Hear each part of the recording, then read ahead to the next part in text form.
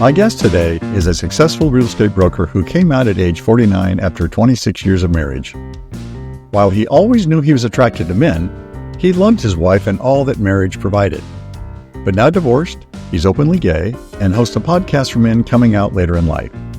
Joining me from his home in Los Angeles is Brian James. Welcome, Brian. Thank you so much for having me, David. It's a pleasure. Congratulations on the new podcast, Coming Inside Out. I want to talk to you about that, but first, I want to get into your story. As I understand, you came out, 2019 after 26 years of marriage? You love being married. What was you like so much about married life? I loved the relationship that I had with my wife. I loved the connection. I loved everything about it. I think that I am a family-oriented man that was trapped in a gay body. So I miss it. My heart misses my old life. I was well adapted to being a married man and having kids. But deep down inside, I had a sexual desire that didn't match up with my wife. How did you resolve that then when you met her, I assume fell in love and started that relationship? Yeah. My wife and I met in school. So we actually met in 6th grade, but we didn't become friends until junior high school. And we didn't start dating until we were 20. So we had a long connection with each other. And we just had, an amazing friendship. And that friendship evolved into a sexual relationship. So what brought you to not being close together when you eventually divorced? My wife is a much healthier person than I am. Spiritually, emotionally, she's just a more grounded person. She'd have this demon in the back of her head screaming at her all the time that you're gay. Obviously, I had that. So she was on a healthier path than I was. She'd given me years and years and years of opportunities to read self-help books, go to therapy, get coaching, all of this stuff to make myself a better person. And she was 100% in on that. And I was maybe 20% in on that. So there just came a point in our relationship where she was on a much, just a different path than I was. And she was tired of my shit. So she basically told me, I love you. I'm no longer in love with you. I want a divorce. So you were aware that you're gay during this whole time frame when she was encouraging you to see therapy and coaching? Yes. Yeah, I knew I was gay as a child.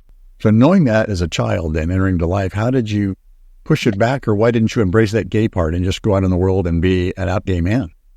I didn't know how. But this is all going back to the 1980s when I was in high school, knowing my sexual desires and fantasies that I was having at the time. I didn't know a single gay person. My parents didn't really talk about sexuality, and I thought it was taboo. I was not brought up in a religious home. I thought this was something that I was going to outgrow. Thought, okay, at some point in time, these feelings are going to go away. My wife and I are going to start dating, and they're going to go away. We're going to get married, and they're going to go away. I'm going to have kids, and they're going to go away. And that demon chased me my entire life. I spent a lot of time in therapy, always having an excuse of what was going on, when deep down inside what was going on is I was,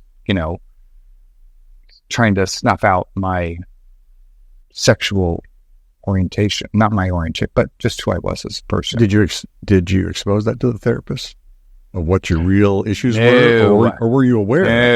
No. Oh, I knew 100% what my issues were. No, it was a secret that I was going to take to my grave. Why is that? Because I was so invested. I put so much of my life into being this heterosexual partner and husband that I was all in, and I was not going to alter from what I had set out. Did you have kids in the relationship? I do. I have 2 boys. I have a 21-year-old and an 18-year-old. Had you explored any of your sexuality while you were still married? Gone out and Never experimented with a man? No. Nothing. I never had an experience with another man until I was 50 years old, after my divorce. After my separation, before my divorce. Since you kept this inside, hadn't experimented, Yes.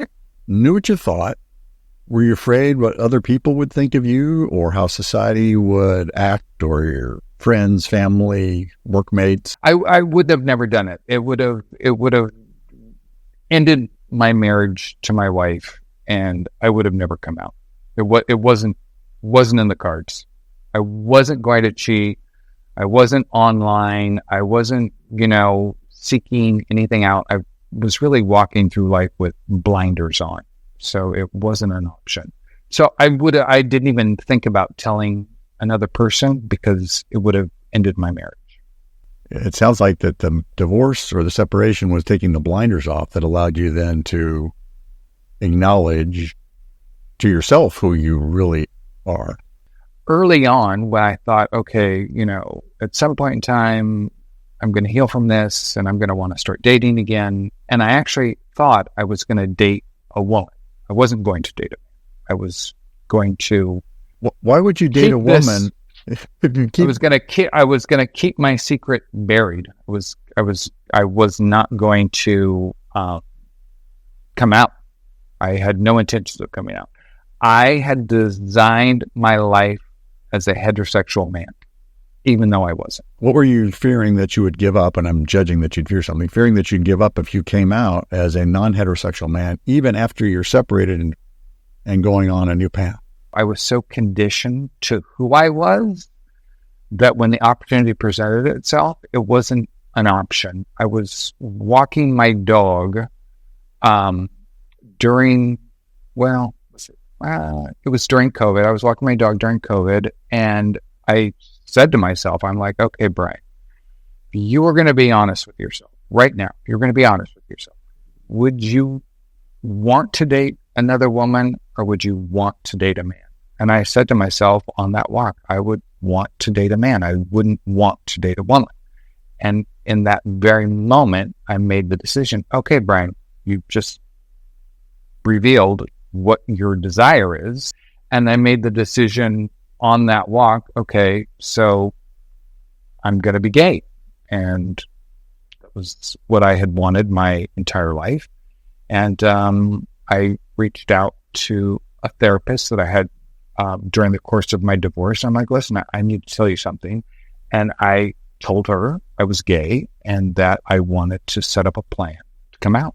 You were considering dating women, but something happened. What was that something that happened that had you shift?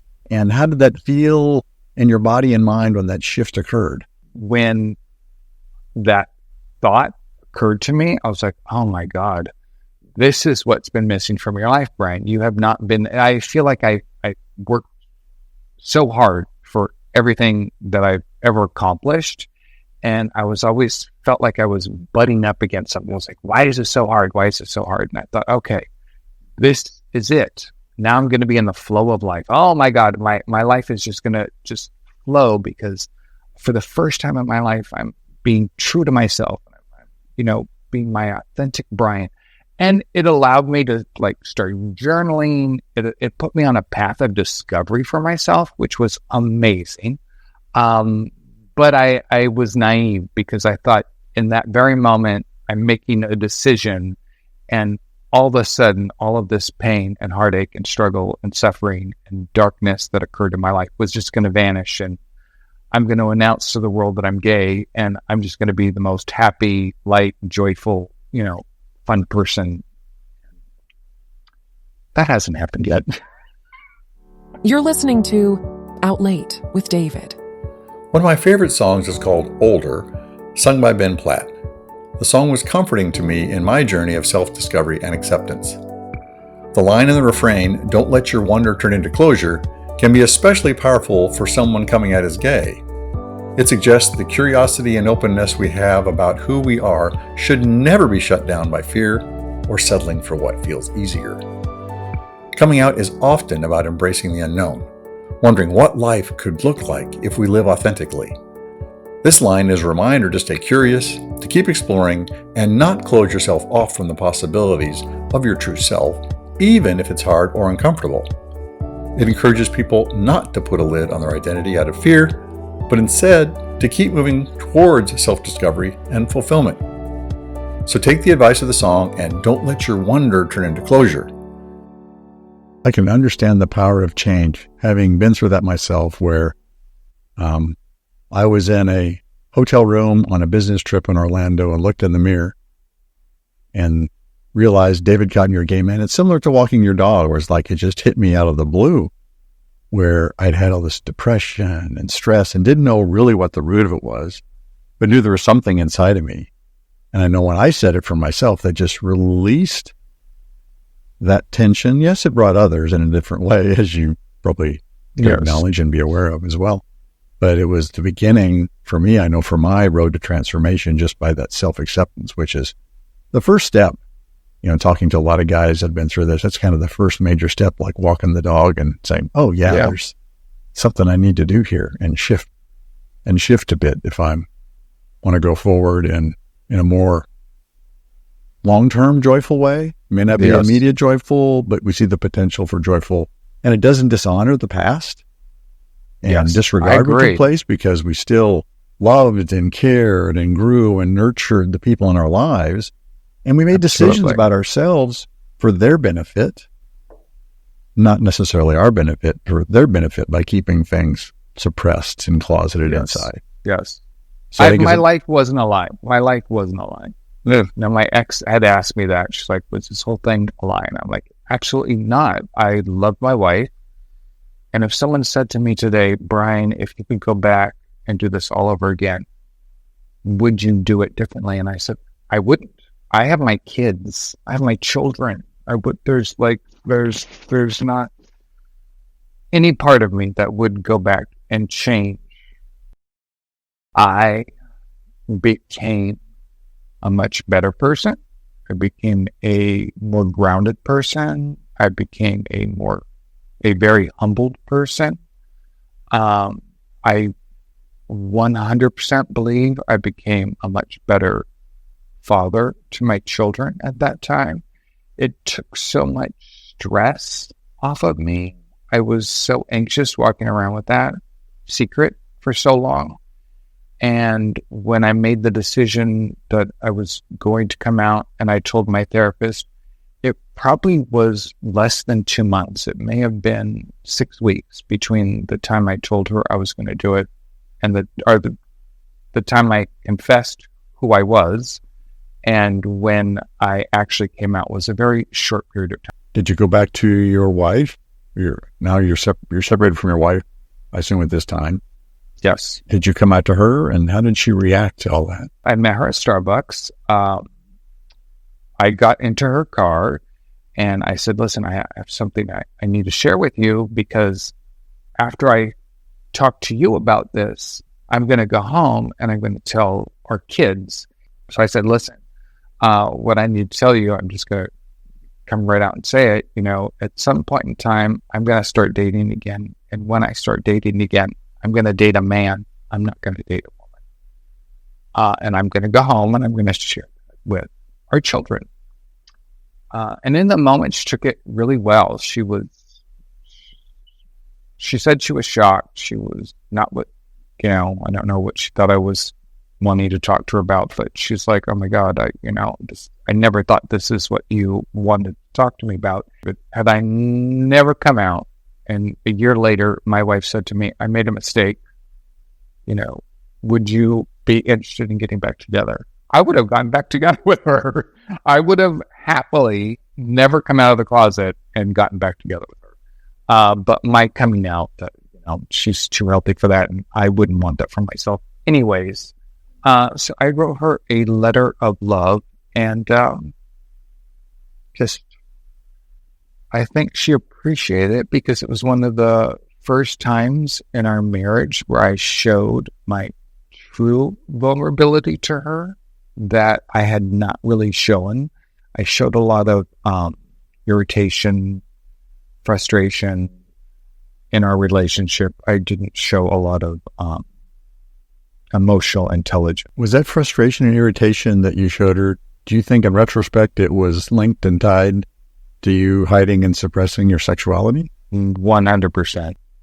I lived in fear. I lived in fear that I was going to be found out. That someone was going to know I was gay. That someone, people have gaydar. Oh, if I ever met a gay person and we were at a party, in our 30s or 40s, I was always worried, oh, this person has gaydar and they're going to, find me out. No.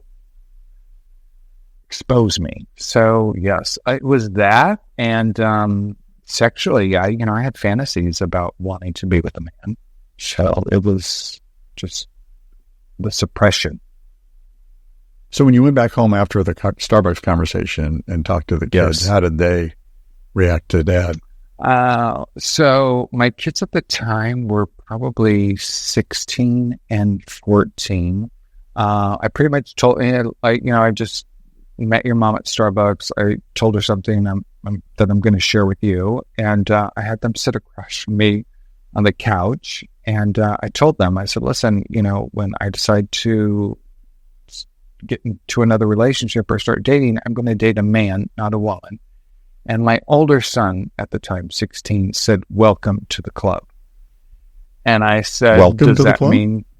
I said, does that mean that you're gay? Are you telling me that you're gay? And he said, yes. So he came out to me in the same conversation that I came out to him.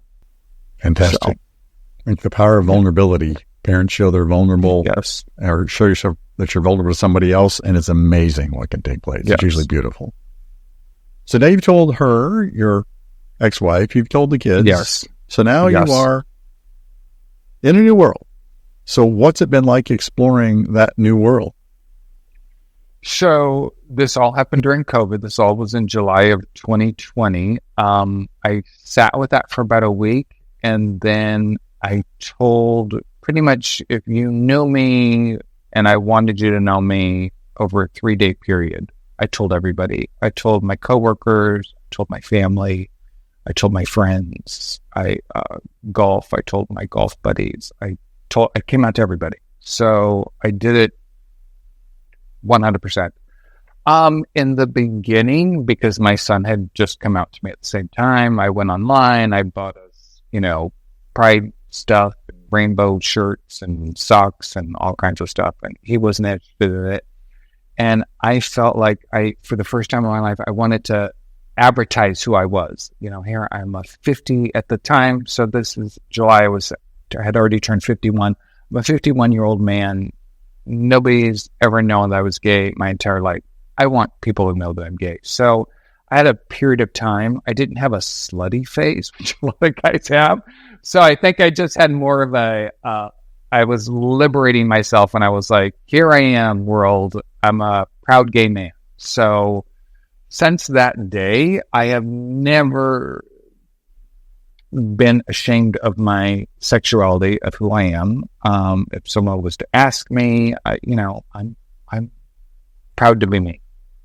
You didn't have that gay adolescence where you went out there and party. And no, it happened during COVID, part of it, and then part of it was it just wasn't it was not my scene. That's your jam. Who I was as a person. Okay. Are there any things that you did along the way that you regret that you do differently today? In coming out? In this whole process of self-discovery and coming out, and I would have treated myself better. And what would that look like to treat yourself better?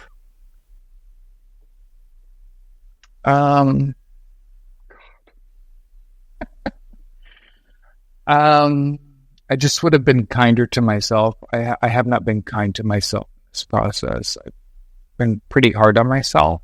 I've always been hard on myself because I've set a standard for myself. So I feel like I have abused myself more emotionally than anything else. But definitely, I've probably been more depressed since I came out than I've been my entire life. So, what do you think is the root of that? I think I'm lonely. I think it's loneliness. I think, 30 years with my wife, we have verbal communication, but our bodies also vibrate off of each other. And living with her, my body's talking to her even when we're not speaking. And when we separated, it was that vibration was severed. I feel like my body was still sending out a vibration and getting nothing in return. And it just made my soul feel really lonely. And for the first time, because I didn't have, I had never experienced that form of loneliness before. So to experience that was pretty heavy and new for me. As a life coach, I'm committed to help you discover the passions in your life and help you map a course to achieve the things you really want. Together, we will unwind those persistent self-doubts that are holding you back. You'll begin to see your passions more clearly and set achievable goals. Throughout your journey, I'll be there to challenge and encourage you in moving forward to discover your authentic self.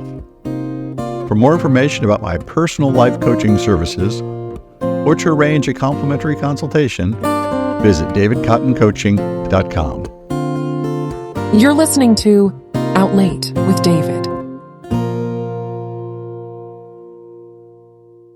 So where do you see yourself in the future, like jump 5 years ahead? Where would you like to be, in your life? And I would like to be happier than I am today. I'd like to be more fulfilled than I am today. I understand that all of that comes from within, and it's not something that I'm going to happen to me on the exterior. I just haven't, I don't know. I haven't really gotten over, I thought I was going to die being married to my wife. And so to be, in this townhouse and not have wake up to my kids every day and just, have 50% of my life being alone. It's difficult.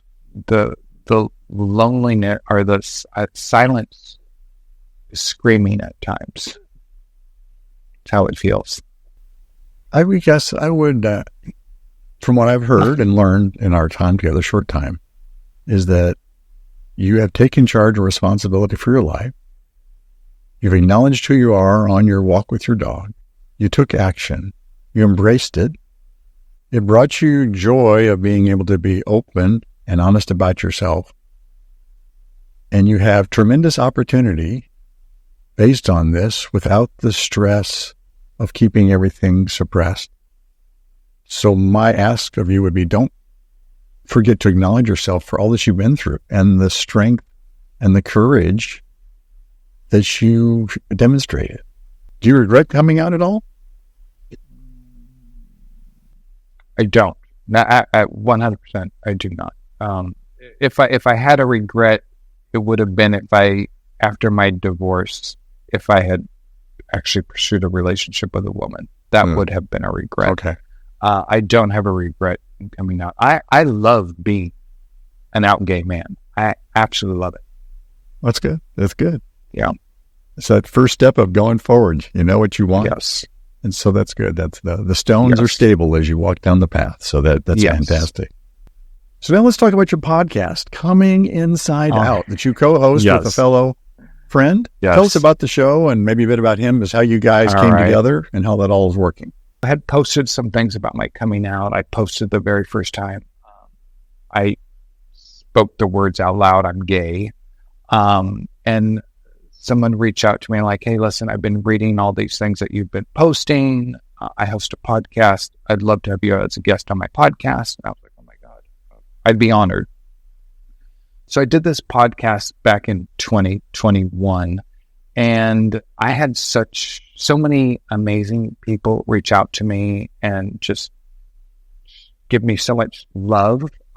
They had been through the same struggle, or they were struggling with it. And then I went to dinner with my gay fathers group. There were 8 of us, and we're sitting around this table in a restaurant. We're all just talking and sharing. And these are all men that were married. They have kids. They're all divorced, come out as gay. And John, who's, big personality, he's like, "Oh my God, guys, this should be a podcast. Maybe that's what I should do."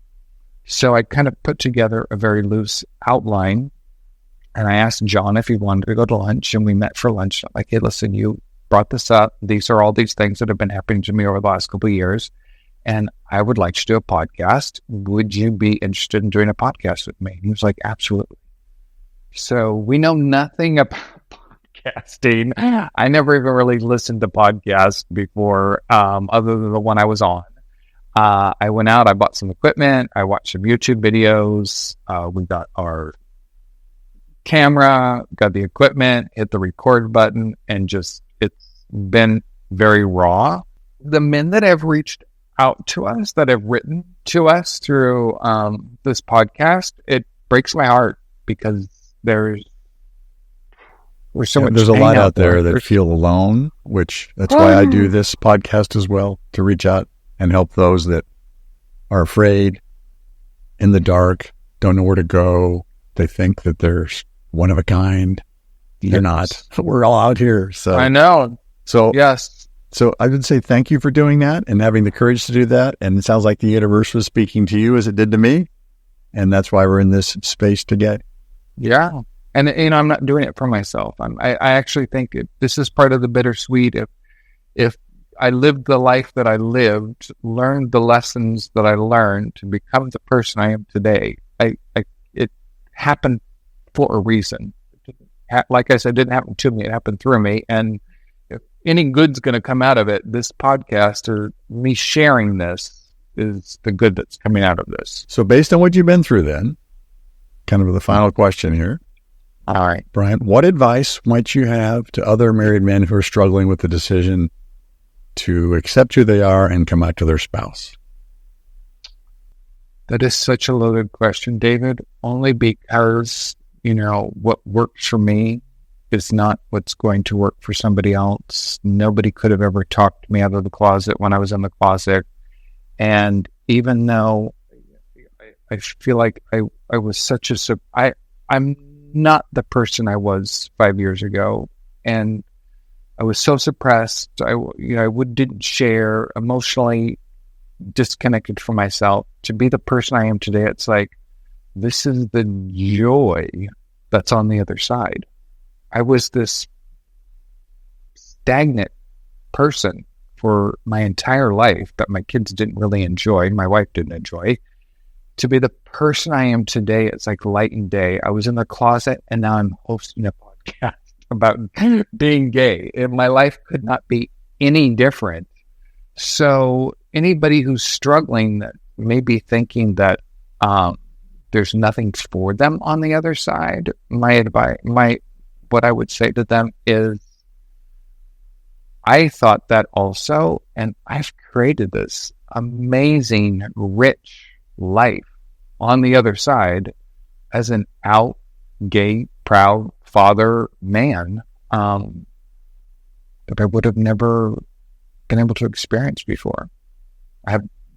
The friendships I have today are so much richer than friendships I ever had in my past. I'm able to be 100% me. I'm completely vulnerable. I'm completely transparent. So that's what this has given to me. It's given me life.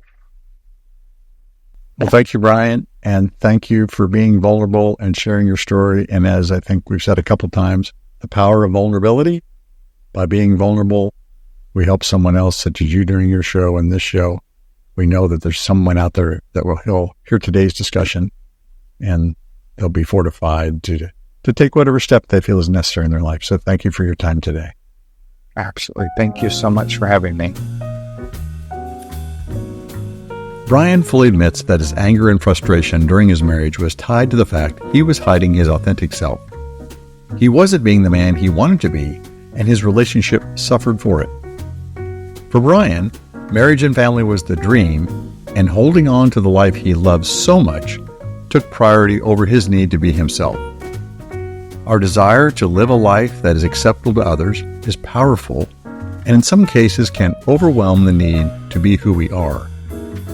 Brian's one regret is that he was too hard on himself, and I agree. Most of us coming out later in life share similar regrets, but like Brian, we need to forgive ourselves and finally allow others to love the man we have become. I'm David Cotton. Thanks for listening. Join me next time on Outlate with David.